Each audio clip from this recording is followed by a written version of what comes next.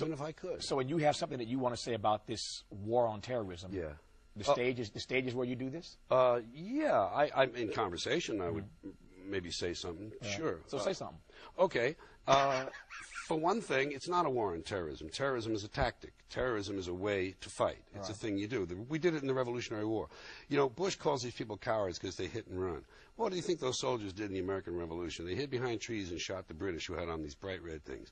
Okay, so enough of that one. Right. So we're not a war. It's a war on Islam. It really is. It's a war on, in particular, radical Islamists, radical Muslims who want to, and by the way, will, because you can't beat numbers. You can't beat numbers and you can't beat fanaticism. And over the long haul, Europe is becoming Muslimized. It's just going to be really terrific to watch from the freak show standpoint.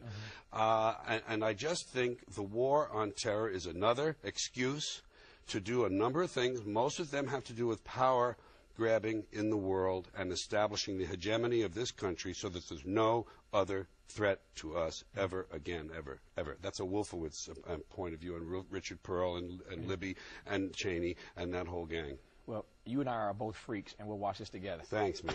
Excuse my cold fingers. That's correct.